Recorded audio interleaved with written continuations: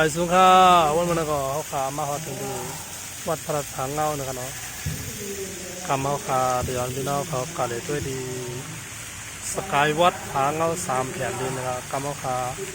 เดือนการคืนขาต้องมันขาเนาะแล้วต้องมันขาเพราะว่าเขาได้ขึ้นขาเลยเขาได้มาซื้อตั๋วรถที่นายนะครับเนาะมาซื้อตั๋วรถแล้วก็ขึ้นรถที่นายนะครับเนาะ1 ก้อน30 บาทนะครับเนาะ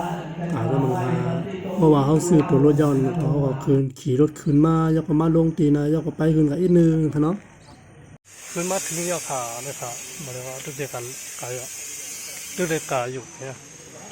มาซื้อไว้มันแต่เด็กเขาวัดด้วยโคมาในที่ในค่ะเนาะก็40 บาทค่ะฮัลโหลมาถึงยอดแล้วเนาะประชาชนยื่นให้กับเจ้าที่ขายบัตรดูแล้วบัตร80 ปีกว่าแล้วนะครับขอจะได้เขาวัดด้วยตรงค่ะเนาะเมื่อนั้นก็โกนเด่นดำเลยครับเนาะเปิดวันออนตั้งเนาะเปิดวันแรกเลยครับเนาะจีนนางก็มีนะครับสีฟ้าคือมีสติและมีปัญญาขาแล้วนะครับเราต้องพูดว่าคำว่าขาดในสวัสดิ์ต้องได้ครับที่นี่เป็นที่ไทยแค่พานะครับคนเตะมันน้ำมีความสุขตั้งนั้นก็จะเป็นมีความมั่งคั่งในหน้าที่การงานการเงินการชีวิตเมื่อไก่เขาขาไปมาแล้วนะครับความสุขนะการบูชาโคมเนาะมันหนังไปมันหนังเลี้ยงนะครับเมื่อกี้ความหมายของพ่อกาก็เข้ากันเลยครับเนาะที่เราได้ทำโคมตามวันไปเข้ากันเลยครับไปเข้ากันแล้วนะครับมาหาต้องมันกันเนาะการปล่อยเขาได้ปล่อยตีบนนางเด่นเพราะด้วยกันแล้วเนี่ยก็ได้เป็นห้าง3 แผ่นดินนะครับเนาะเพราะขามนำคลองกับทั้งบนนำโคกับทั้งบนก็เมืองลาวนะครับด้วยกันแล้วเนี่ยก็ได้เป็นห้างสะพานสกายวอล์กนะครับเนาะโคหมานนั่นขนาดเนาะนะครับคือกันแล้วเนี่ยฮัลโหลทางนี้นะครับอยู่ตั้งเชียงเสียนนะครับเนาะวัดพระธาตุผาเงานะครับสกายวอล์กผาเงา3 แผ่นดินนะครับวัดพระธาตุผาเงาเชียงเสียนกันเนาะเพราะว่ามาเลยเชียงเสียนแล้วก็อย่าลืมมาเลยนะครับเนาะนะครับทางนี้นะครับคนก็มาเด็กกันนำคนมาเด็กกันนำก็คือว่าเป็นการปล่อยปลดปล่อยญาติโยมท่านไหนที่จะขึ้นสักการสักการะตั้งแต่ก็เป็นเมืองลาวเมืองไทยเมืองมานั่นก็3 แผ่นดินเมือง3 แผ่นดินนะครับเมืองไต้เอาไปนะครับก็สามารถขึ้นมาคำว่าขาดที่ขอต้องได้ค่ะไปได้จังค่ะเนาะสามารถที่จะขึ้นมาความหมายของโคมคำในก็เขาขามาถึงหรือในยอดนะครับเนาะนะครับคนก็เดมาดำนะครับเนาะคนเปิดวันอ่อนตั้งนะครับวันเดียกจะได้ไปกันนะครับไปกันแล้วนะไปมาแล้วนะไปมาแล้วนะขึ้นออกขาด้วยนะนะครับขาตั้งในครับไปขาตั้งในไปกันนะครับตั้งหลังนะครับจะเป็นตั้งลาวครับลาวทางกันเขาอยู่เนี่ยก็จะเป็นนักไทยครับข้ามน้ำกับน้ำพุก็จะเป็นลาวนะครับ3 แผ่นดินนะครับเนาะ3 แผ่นดินครับเนี่ยครับเนาะโอ้เอาดีนะครับมาเดจังหวัดเชียงรายเนี่ยได้เป็นอยู่ดังเบิกอยู่เชียงเสียนนะครับเนาะก็สกายวอล์กผาเงากับ3 แผ่นดินนะครับคนดินน้ำไหมครับโอ้ลูกผมมีดีอยู่กันนั่นแต่แค่ว่านั้นคนดำนะครับเอาขาด้วยกันกันเนาะ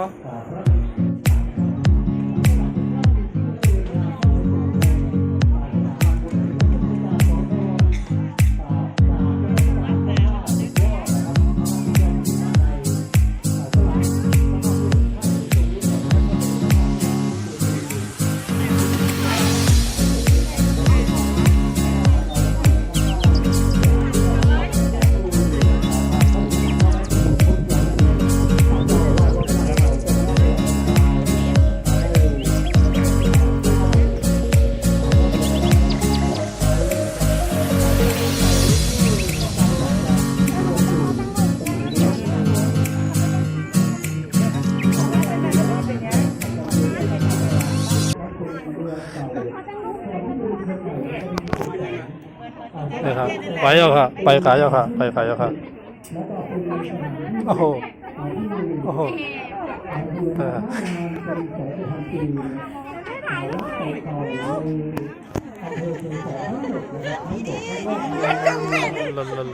ทางนี้นะครับ ถ้าผู้ฝ่ายที่เคยได้ข้ามที่เวลาเข้าไปสู่ในสนามมันในอย่างนี้ต้องการอยากจะร่วมไม่ว่าจะเป็นการถวายเป็นบูชานะครับบูชาเพื่อเสริมเสริมทรัพย์เสริมบารมีให้กับตัวของท่านเองคนที่เราตั้งไว้ให้กับท่านนี้หรือท่านนี้ก็จะดูนะว่าเราจะได้จัดเตรียมไปไว้ในสถานคำแนวขามาอยู่จำว่านะครับตั้งแต่เด็กหยอกแล้วเป็นช้างตัวนะครับไม่อยู่สนามนะครับเด็กแค่พังแล้วเหมือนเราอยู่ในกองทัพนั่นก็นั่นนะครับโอ้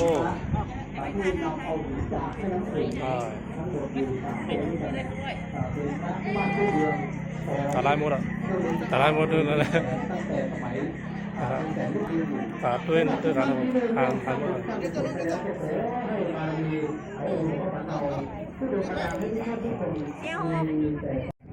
ฮัลโหลไม่สุกอ่ะนะครับเขาขามาอยู่ที่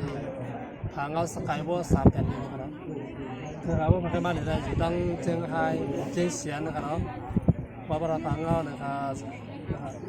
ที่นี่ก็ทางปีไทยแค่วางแค่ไหนครับนะทางบอกเฮ้ยถามตรงไหนก็